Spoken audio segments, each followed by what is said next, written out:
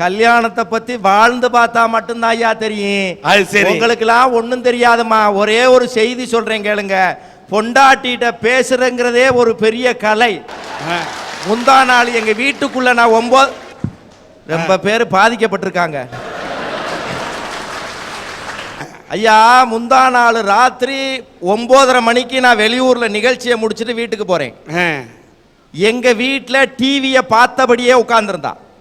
நான் போய் சாதம் போடுறீன்னே, கையை எப்படி நீட்டி இருக்கேன் பாத்தியலா, சாதம் போடுறீன்னே. அவ அங்கே இருந்து ஒரு தட்டை தூக்கி எரிஞ்சா பிச்சைக்கார மாதிரி பிடிச்சிக்கிட்டேன். தட்டை தூக்கி போட்டோன்னு ஆம்பளை ரோஷத்தோட கேட்டேன், ஏன்டி தட்டை தூக்கி போட்டியே, சாதத்தை எனக்கு தானே வந்து போடணும்னே. அவ சொன்னா, பொம்பளை இப்ப நாங்க எப்படி சாதம் போடுற பாருன்னு டிவியை பார்த்துக்கிட்டே சோத்து சட்டிகளை கையை விட்டு உருட்டிட்டான். இப்படி போட்டா பாருங்க, 2 சோறு தட்டு பாய்க்கு கீழே விழுந்துருச்சுச்சா.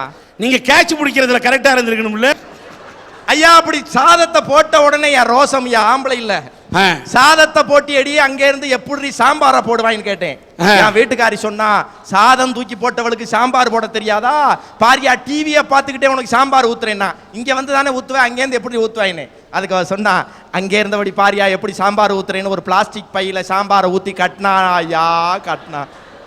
இப்பவும் என் ரோசம் ஆறல. என்ன தெரியுமா சொன்னேன், சாம்பார் பைய ஏன்ட்ட வந்து தூக்கி போட போறியான்னு. அதுக்கு அவ சொன்னா, நீ கெட்ட கேடுக்கு சாம்பார் பைய தூக்கியா போடுவேன், இப்ப பாரியா இங்கே இருந்து ஊத்துறேன்னு சாம்பாரை திருப்பிக்கிட்டா. என் பக்கத்தை பார்த்து நேர குறி வச்சா, ஒரு கத்தி எடுத்து குத்தி பயங்கரம் இதுக்குனா மேல வந்து பட்டுருக்கு.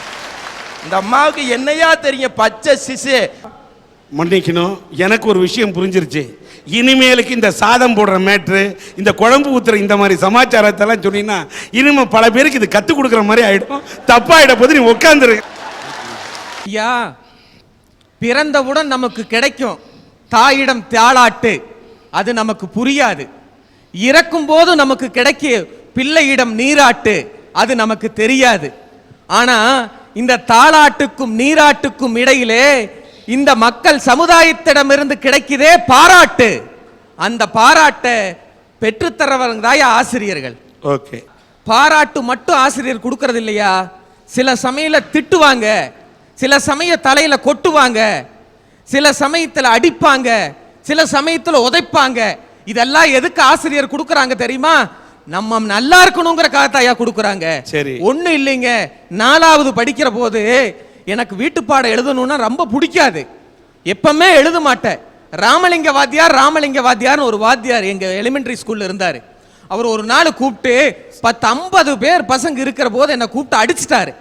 அடிக்கும் போது எனக்கு ரொம்ப வருத்தமா இருக்குது. அட, இந்த ஆளு இத்தனை பசங்க முன்னால் நம்மளை கேவலப்படுத்திட்டாரு, இந்த ஆளை ஏதோ ஒன்று பண்ணணுமையான்னு நான் நினைச்சேன். அந்த வயசுக்கு என்னால என்ன பண்ண முடியுமோ அதை பண்ணினேன். அவர் சாயந்தரம் பக்கத்தூருக்கு மாந்தோப்பு வழியா போவாரு. போகும்போது நான் அதுக்கு முன்னாடியே நான் போயிட்டு ஒரு மரத்து மேலே ஏறி உட்காந்துட்டேன். அவர் போறாரு, ராமலிங்கம்.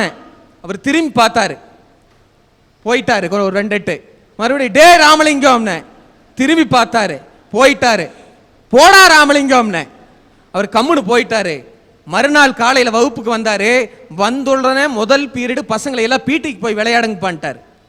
பீட்டிக்கு போய் விளையாடுங்கன்னு சொல்லிட்டு தனபால் இங்க வான்னு கூப்பிட்டாரு. சாருண்ணே, நேற்றுக்கு என்ன பண்ண சாயந்தரம்னாரு. சார் ஒன்றும் பண்ணல சார்ண்ணே. இல்லடா, நான் சாயந்தரம் போகையில ராமலிங்கம் டே ராமலிங்கம் போய் விளையாடுங்கன்னு சொல்லிட்டு தனபால் இங்க வான்னு கூப்பிட்டாரு. சாருண்ணே, நேற்றுக்கு என்ன பண்ண சாயந்தரம்னாரு. சார் ஒன்றும் பண்ணல சார்ண்ணே. இல்லடா, நான் சாயந்தரம் போகையில ராமலிங்கம் டே ராமலிங்கம் போடா ராமலிங்கம். நீ எத்தனை தடவை சொன்னாலும் நான் ராமலிங்கம் தான்டா, நான் உன்னோட நண்பன்டா, உனக்கு பிரியம், என்னை டேன்னு தான் கூப்பிடணும்னா இனிமேல் டே ராமலிங்கம்னா கூப்பிடுறா, அதை பத்தி எனக்கு வருத்தம் இல்லடா. நீ அந்த உணர்ச்சி வச போட்டு டேன்னு சொல்லும் போது அந்த கிளையை பிடிச்சிட்டு இருந்த கையை விட்டுருந்தேன்னு வச்சுக்கடா, அதுக்கு நான் தாண்டா வருத்தப்படுவேன். அதனால உன்னோட நல்லதுக்கு தாண்டா சொல்ல. நான் ஒன்னு சொல்றேன்டா, உன்னை மறுபடியும் அடிப்பேன், நீ வீட்டு பாடம் எழுதுற வரைக்கும் அடிப்பேன்னு சொன்னாரு. ஒரு ஆசிரியர் கீழே விழுந்துருவேன் நினைச்ச உடனே தான் அந்த மாணவன் அங்க விழுந்துட்டான். என்னை நீ ஒரு முறை அல்ல 100 முறை ராமலிங்கம் என்று கூப்பிட்டு பார், நான் கோபித்துக் கொள்ள மாட்டேன். நீ என்ன சொன்னாலும் நான் உன்னை திட்டுவேன். காரணம், வைரத்தை கூட பட்டை தீட்டினால்தான் அது ஒளி வீசுகிறது. உன்னை கூட நான் திட்டினால்தான், உன் தலையிலே கொட்டினால்தான் நீ வாழ்க்கையிலே ஒளி வீசுவாய் என்று இவரை பட்டை தீட்டிய வைரமாக அனுப்பி வைத்ததால் தான் இன்றைக்கு ஒரு ஆசிரியராக வந்து ஒரு தனபால் இங்கே உரையாற்றி கொண்டிருக்கிறார். ஆசிரியருங்கிற யார் தெரியுங்களா? ஒரு கைகாட்டி மாதிரி. ஒன்றும் இல்லைங்க, நான் கோயம்புத்தூர்லேருந்து பொள்ளாச்சிக்கு வர்றேன். தெற்கு திசை பார்த்து பொள்ளாச்சி 40 கிலோமீட்டர்னு ஒரு கைகாட்டி நிற்கிது. அது நான் தான் உங்களுக்கு வழிகாட்டுறேன், நான் தான் உங்களுக்கு வழிகாட்டுறேன்னு சொல்றது இல்லை. அது போலதாயா ஒரு வழி பயணத்துக்கே ஒரு வழிகாட்டி இருக்கும் பொழுது இந்த வாழ்க்கை பயணத்துக்கு ஆசிரியர் என்பவர்கள் ஒரு நல்ல வழிகாட்டி, ஒரு நல்ல ஏணிப்படி. அத்தகைய ஆசிரியர்களுக்கு தான் என் மனசுல முதலிடம் கொடுப்பையா. ஐயா, கொடுமைன்னு கோயிலுக்கு போனா அங்க ஒரு கொடுமை சிங்கு சிங்குன்னு ஆடிக்கிட்டு இருக்கு. எந்த காலத்துல மகாபாரத கதையில வந்துச்சா துரியோதனன் கேட்டானா எடுக்கவோ கோக்கவோன்னு. போன வாரம் ஒரு சம்பவம் நடந்துச்சுங்க, அதை சொல்லித்தான் ஆகணும். போன வாரம் என் ஃப்ரெண்டு சிவகுமார் வீட்டுக்கு நான் போனேன். அந்த நேரம் பார்த்து சிவகுமார் வெளியில போயிட்டான். எங்கப்பா சிவகுமார்னே? அது எங்க போயிருக்கோ தெரியல, இன்னும் சத்த நேரத்துல வந்துருந்துச்சு. அப்ப சொன்னிச்சு, அண்ணன் அந்த சோபாவில் உட்காருங்கண்ணே வந்துருவாருனேன்ட்டு உள்ள போச்சு. அடுப்படிக்கல. நான் கூட ஒரு காப்பி வருமாக்கணும் நாக்க சப்பிட்டு உட்கார்ந்துருந்தேன். கொஞ்ச நேரம் ஒரு 2 நிமிஷம் ஆன்னு ஒரு சத்தம், மனசு துடிச்சிருச்சு. அடுப்படி பக்கம் தட்டு தடுமாறி உள்ள போனேன். அந்த பொண்ணு வெங்காயம் நறுக்கிறோம்னு சொல்லிவிட்டு அருவாமனையில இந்த விரலை நறுக்கிடுச்சு. ரத்தம் சொட்டு சொட்டு சொட்டு சொட்டு ஊத்துச்சு. என் மனசு கேட்குமா ஐயா? ஒரு பெண்ணோடைய அழுகுறலை கேட்டு என் மனசு தாங்குமா? தப்புன்னு கர்ச்சிப் எடுத்தேன், அதை கிழிக்கல, அப்படியே சுத்துனேன். சுத்திட்டு இப்படி டான் அடிச்சேன். சிவகுமார் அப்படியே தீ பழம்பு மாதிரி எங்க 2 பேரையும் பார்த்தான். அங்க என்ன கேட்டாரு? துரியோதனை எடுக்கவோ கோக்கவோன்னு. என் ஃப்ரெண்டு சிவகுமார் என்ன கேட்டான் தெரியுமா? உங்க 2 பேரையும் இப்ப எரிக்கவா புதைக்கவான்னு கேட்டான். எனக்கு 7 பொருத்தம் பார்த்துட்டானுங்க போல் இருக்கு. வாழ்க்கையே 7ஆம் பொருத்தமா இருக்குயா. எனக்கு கல்யாணம் பண்ணி வச்ச புரோக்கரை தான் பொள்ளாச்சியில வந்து காலையில இருந்து தேடுறேன். எங்காவது மாட்டினான்னு வச்சுக்குங்க, இங்க இல்ல எங்கயாவது அந்த புரோக்கர் மாட்டினான்னு வச்சுக்குங்க, பொள்ளாச்சி மலையில உருளுது பாருங்க பெரிய பாறாங்கல்லு, அதை தூக்கி போட்டு அவனை கொன்றுவேன். அப்படிலாம் செய்யக்கூடாது ஐயா. ஐயா, எனக்கு என் வேதனை எனக்கு தெரியும். ஒரு ஆணோட வேதனை ஆணுக்கு தெரியப்படாதா? ஐயா, எனக்கு கல்யாணம் ஆகி 15 வருஷம் ஆச்சியா. ஆனா ஒரு லட்சியம் ஐயா, இனிமே வாழ்க்கையில கல்யாணமே பண்றது இல்லைங்கிற முடிவுல இருக்கேன். ஆமையா, அவ்வளவு தூரத்துக்கு கொடுமையா. உலகத்துல எது தெரியுமா சமூக சேவை? சமூக சேவையில சிறந்தது எது தெரியுமா? 15 வருஷமா நான்லாம் குடும்பம் நடத்துறேன் பாருங்க, தியாக மனப்பான்மையோட. அதான்யா சமூக சேவை. ஆனா எல்லாத்துக்கும் விட எதுக்கு தெரியுமா ஐயா முதலிடம் கொடுக்கணும்? தாய்மைக்கு கொடுக்கணும்யா, தாய்மைக்கு, பெற்றோருக்கு கொடுக்கணும்யா. ஏன் தெரியுமா? கடவுள் ஒவ்வொரு வீட்டிற்கும் வர முடியாது, கடவுள் எங்கும் வியாபிக்க முடியாது என்பதனாலே தாய் வடிவாக வீட்டில் இருக்காரையா, அதுக்காக பாராட்டனையா. சமூக சேவை செய்யறதுக்குன்னு வந்தவங்களை நீங்க சொன்னது தந்தை பெரியார, அவங்க சொன்னது அன்னை தெரசாவ. அக்கா தெரசா இல்ல, அண்ணன் பெரியார் இல்ல. சமூக சேவை செய்யணும்னா அவங்க தந்தையாகணும், இல்லைன்னா அன்னையாகணும்னு சொன்னது இந்த அன்னை தெரசாவ. அன்னை தெரசான்னு ஏன் கூப்பிடுறாங்க தெரியுமா? ஒரு புது கவிஞன் சொன்னா, அன்னை தெரசாவே, நீ கருவுற்றிருந்தால் ஒரு குழந்தைக்கு தாயாகி இருக்கலாம், ஆனால் நீ கருணையுற்று இருந்ததால் இந்த உலகுக்கே தாயானு. கருவில அந்த அம்மா பெத்தெடுத்திருந்தாங்கன்னா ஒரு குழந்தைக்கு அம்மாவா இருந்திருப்பாங்க.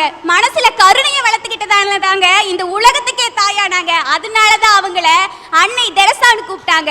தந்தை பெரியார் அவரோட குடும்பத்துக்கு மட்டும் சட்டை வாங்கி கொடுத்து பேண்ட் வாங்கி கொடுத்துட்டு இருந்தா யாரும் தந்தை பெரியார்னு கூப்பிட்டு இருக்க மாட்டாங்க.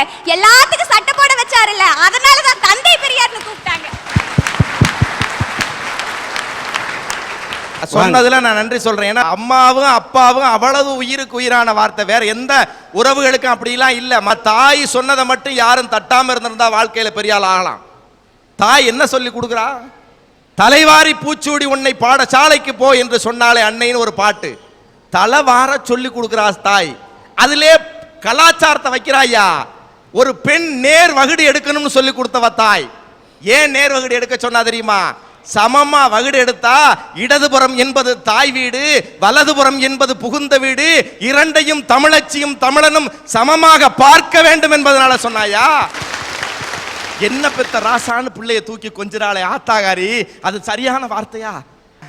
இவள்ள அவனை பெத்தா, அப்ப எப்படி சொல்லணும் பிள்ளைய? நான் பெத்த ராசா அப்படிங்க. நான் பெத்த ராசா, அப்ப நான் பெத்தேன் சரி. ஆனால் இந்திய தாய், தமிழ்நாட்டு தாய் என்ன தெரியுமா சொல்லுகிறாள்? என்ன பெத்த ராசாங்கிறாளே, அது சரியான ஒரு நிமிஷம் யோசிச்சு பார்த்தையா, அது சரி. எப்படி தெரியுமா சரி? ஒரு தாய் பிரசவம் ஆக போகிற போது 4000 தேள் ஒன்னா கொட்டுன மாதிரி வேதனை அனுபவிச்சு பிரசவ வேதனையில துடிப்பா, மருத்துவ வச்சு எல்லாம் வந்து காலை கையை பிடிச்சு பார்த்து அந்த பிரசவத்தை எடுத்து முடிச்ச உடனே அந்த குழந்தை வெளியில வந்தோடனே அவ அப்படியே செத்துருவா சார். உணலால், உடலால், உள்ளத்தால், உருவத்தால் மயக்கம் அப்படி செத்து கிடக்கிற மாதிரி கிடப்பா ஐயா. ஒரு 3 மணி நேரம் ஆகும். இப்ப மயக்க நிலையில இருக்கிறவளை தண்ணி தெளிச்சு எழுப்புவாங்க, எந்திரி எந்திரி. இப்ப எந்திரிச்சு பாப்பா, பக்கத்துல குழந்தை கிடக்கும், அப்படியே முழிச்சு பாப்பா, அப்பா அப்பா என்ன பெத்த ராசாம்பா. ஏன் தெரியுமா? போயிருச்சையா உசுறு. பிரசவம் ஆகும்போது போன உயிர் செத்து போன அந்த பொம்பளை இப்ப யாரால உசுறு வந்துச்சு? அந்த குழந்தைய பார்த்த உடனே உயிர் வந்தது. அதத்தான் ஐயா சொன்னா, இன்றைக்கு என்ன பெத்த ராசாவன் தெரியாம பெரியவங்க சொல்லலையா. எங்க அப்பா என்ன பெத்து போட்டுட்டு 6 மாசத்துல செத்து போனாரு. நான் எங்க அப்பா முகத்தே பார்க்கல. எனக்கு பட்டம் என்ன தெரியுமா? அப்பனை தூக்கி முழுங்கினவனேன்னு எனக்கு பட்டம். நானும் எங்க அண்ணனும் எங்க 2 பேரையும் படிக்க வைக்க என் தாய் கைம்பண்ணாக இருந்து எங்களை எப்படிலாம் வளர்த்தா தெரியுமா? கூரை வீடு, விளக்கு இல்லை, நல்ல இருளு, நல்ல அருமையான குளிர். விடிஞ்சா பறிச்ச எங்க அண்ணன் 7வது, நான் 6வது, 2 பேரும் படிப்போம். படிக்கிறப்போ ஒரு போர்வையை போத்திக்கிட்டு படிப்போம். யா எதுக்காக போர்வை? குளிருக்காக போத்திக்கிட்டு படுப்போம், படிப்போம், படிச்சுக்கிட்டே இருப்போம். மணி 12, 1 வரை நாங்களும் முழிச்சு முழிச்சு படிப்போம். எங்க ஆத்தாலும் முழிச்சு முழிச்சு படிக்கும். அப்பதான் பக்கத்து வீட்டுக்காரி கேட்டா, பிள்ளைய படிக்கையில நீ ஏண்டி முழிச்சிருக்க, நீ தூங்குனான்னு கேட்டதுக்கு என் தாய் என்ன தெரியுமா பதில் சொன்னா? என் பிள்ளைகள் தூக்க அயற்சியிலே அசதியிலே எங்காவது இந்த விளக்கு மேலே விழுந்து அந்த போர்வையிலே பிடித்து என் 2 குழந்தைகள் இறந்து விட்டால் என்னுடைய கணவன் போன இடத்திற்கு நான் போக விட சம்மதிக்க மாட்டேன் என்று விழித்திருந்தாலே அவள் தாய். நிறைவாக ஒன்று சொல்லுகிறேன், என் தாய் என்னை இடுப்பிலே வைத்து தனக்கு தெரிந்ததெல்லாம் தெரிய வேண்டும் என்று என்னை வளர்த்தாள். ஆனால் என் தந்தை இருந்திருந்தால் தோளிலே தூக்கி வைத்து தனக்கு தெரியாததும் இந்த மண்ணிலே இவனுக்கு தெரிய வேண்டும் என்று வளர்த்திருப்பார். அந்த பாக்கியம் எனக்கு இல்லை. ஆகவே எந்த சூழ்நிலை பார்த்தாலும் பெற்றவர்களுக்கு தான் முதலிடம் மனதிலே கொடுக்க வேண்டும் என்று பேசி அமர்கிறேன்.